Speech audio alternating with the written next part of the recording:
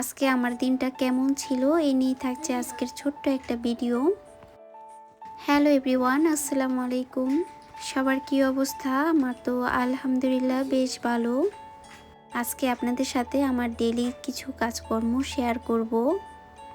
জাপানে এখন weather change হইতাছে, দিনে একটু হালকা গরম লাগলেও রাতের দিকে একটু ঠান্ডা লাগে। আমি এই কম্বল শীত যাওয়ার পরপরই সুন্দর করে পেঁচিয়ে রেখে দিছিলাম। এভাবে রাখলে কি হয়, জায়গা অনেকটা কম লাগে। আমরা যেহেতু বাঙালি, আমাদের অনেক বেশি জায়গা থাকলেও কেন জানি না মনে হয় কি কম। তো এখানে কম্বল আমাদের নিজেদের ওয়াশ করতে হয় না, বাহিরেও টাকা দিয়ে কিন্তু ওয়াশ করা যায়। এটা কারো মাধ্যমে না, কোনো একটা নির্দিষ্ট প্লেসে গিয়ে।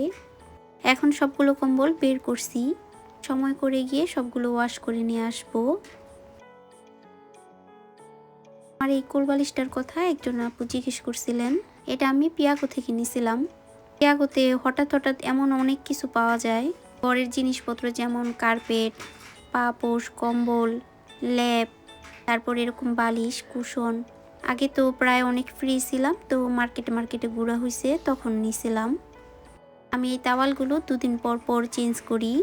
এই তাওয়ালগুলো একটু ভিজা থাকলেই না কেমন জানি গন্ধ চলে আসে। এই তাওয়ালগুলো আমি অ্যামাজন থেকে একসাথে অনেকগুলো নিয়েছিলাম। এগুলো না খুব তাড়াতাড়ি পানি শুষে নেয়।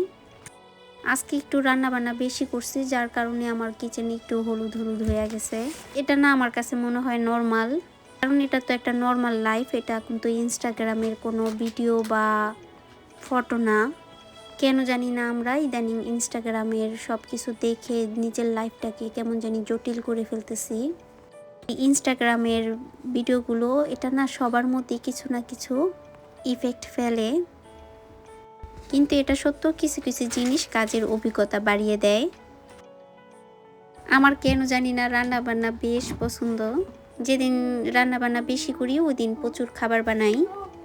আমার কাছে মনে হয়েছে এই চিকেনটা এভাবে করলে খুবই ইজি, অল্প সময়ের মধ্যেই হয়ে যায়।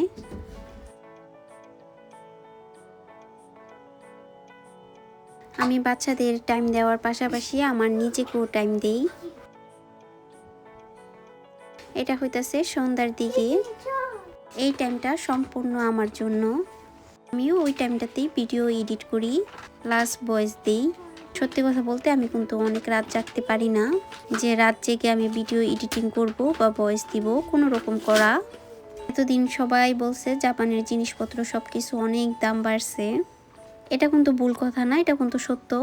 কিন্তু এখন কিন্তু সামনের মাস থেকে বেতনও বাড়বে। যারা চাকরিজীবী তাদের জন্য তো গুড নিউজ। এই ফ্রুটসের সাথে একটু গ্রিন টিও বানিয়ে নিব। আমার কেন জানি না শীত বা গরম বলেন, আমার সবসময় গরম খাবার পছন্দ, বিশেষ করে গ্রিন টি, তারপর হট কফি। আমি এই গরমে বাইরে গেলেও কোনো কোল্ড কফি খাওয়া হয় নাই। বাসায়ও আমার এই গরম পানি খেতে ভালো লাগে। দেখেন তো এই জিনিসটার কথা মনে পড়ে কিনা। তো আজকের ভিডিওটা এখানে শেষ করতেছি। আল্লাহ হাফিজ, আসসালামু আলাইকুম।